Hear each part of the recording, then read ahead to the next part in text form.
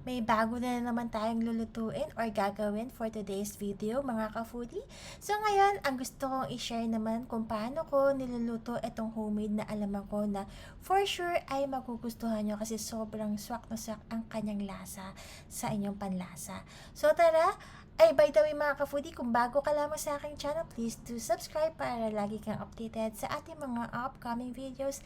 Tara, samahan nyo na ako at gawin na natin tong masarap na alamang na pwede nyong pagkakitaan kung nagpaplano kayong magnegosyo. Tara na, umpisahan na natin. Ngayon, maglalagay tayo ng cooking oil. Normally, mga ka-foodie, ang ginagamit ko na cooking oil ay canola.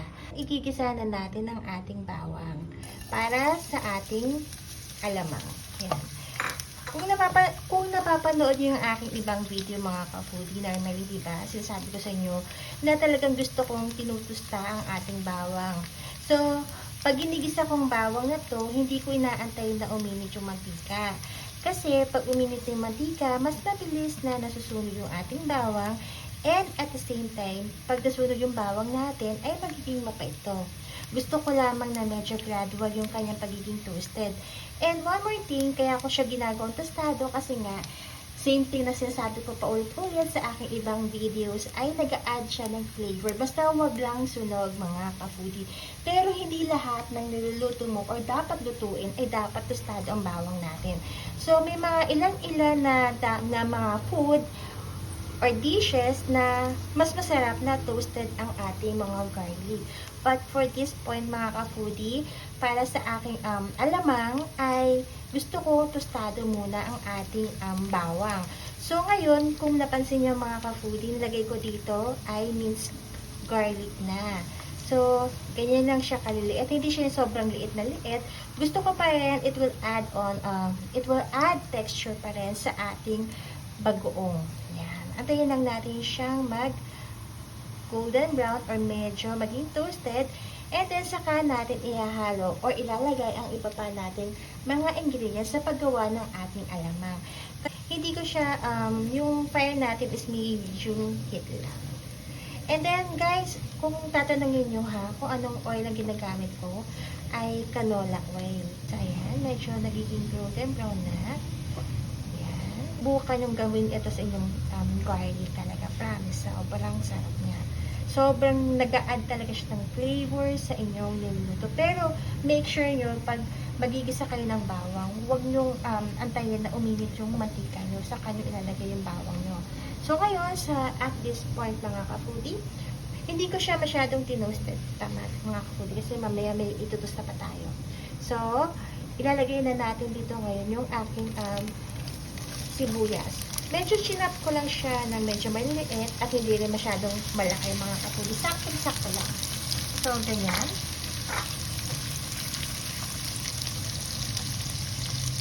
Igisa mo lang siya. And at the same time, igigisa ko na rin ang dalawang siling.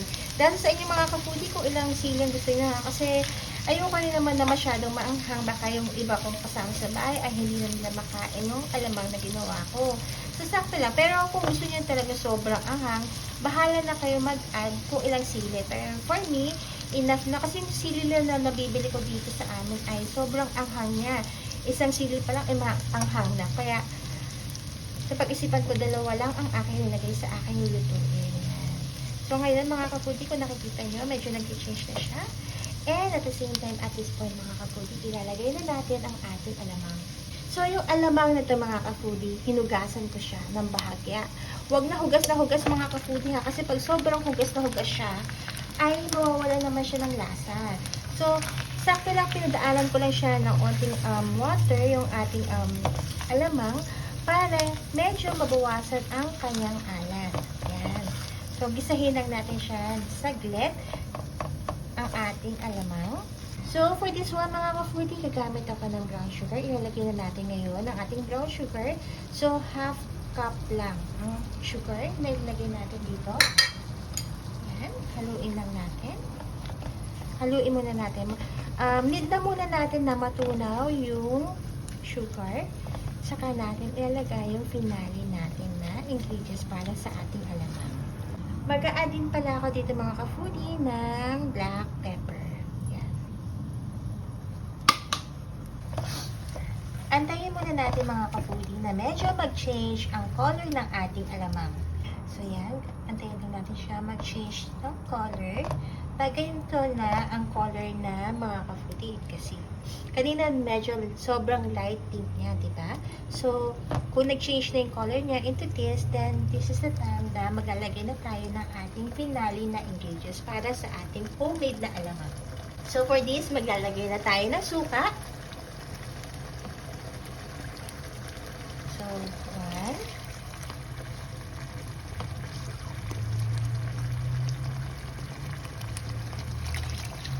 Dalawang cup ng suka, mga ka-foodie, ang aking inilagay ngayon. Oops, mga ka-foodie, take note ha.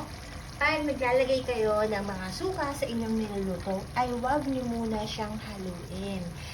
Mag-antay muna kayo ng at least 5 minutes bago niyo siya haluin para hindi maging maasim ang niluluto niyo. Or normally sinasabi nila ay huwag niyong haluin kasi hindi daw maluluto ang vinegar natin.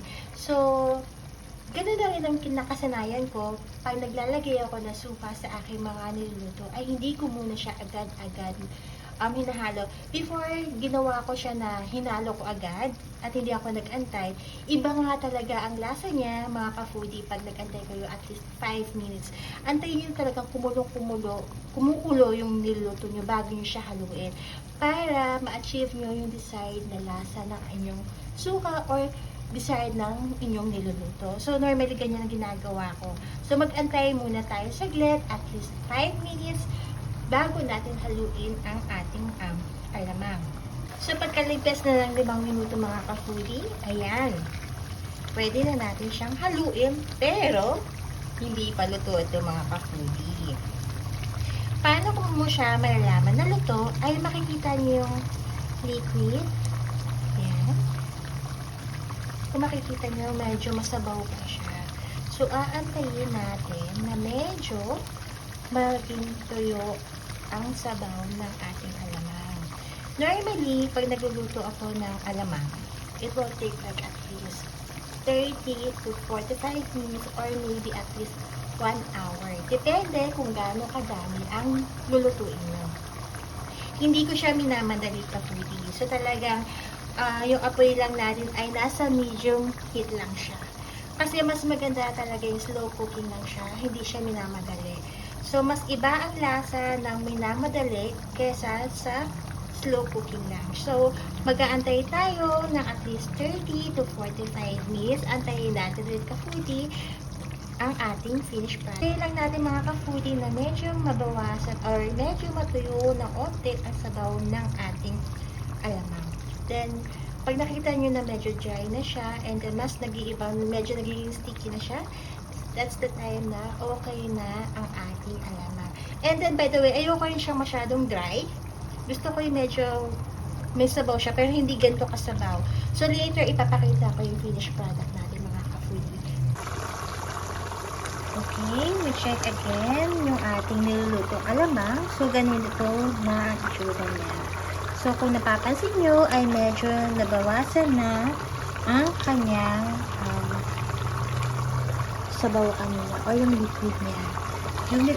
Actually, mga ka-foodie, yung parang sabaw niya dito kanina is vinegar lang ang nilagay natin. So, kung mapapansin nyo, ay medyo nabawasan na siya ng unti-unti. Okay?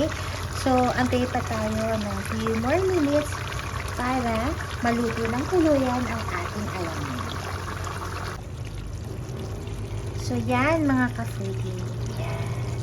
Almost done na ang ating alamang.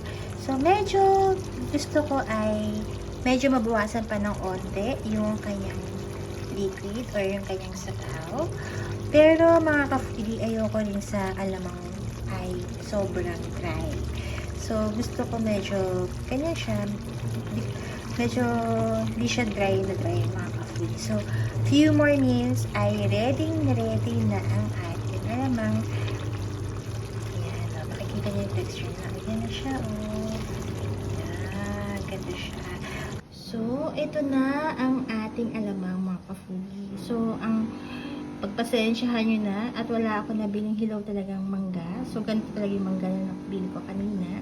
So, tikman na natin ang ating lutong alamang. So, ito na siya mga ka-foodie. Kung tingnan yung itsura niya. Yan. Then, kainin na natin.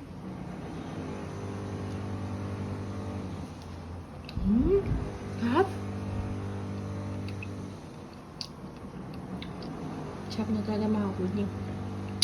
Subukan nyo na yung ganitong luto ng alamang mga ka-foodie. Grabe. Sobrang magugustuhan nyo.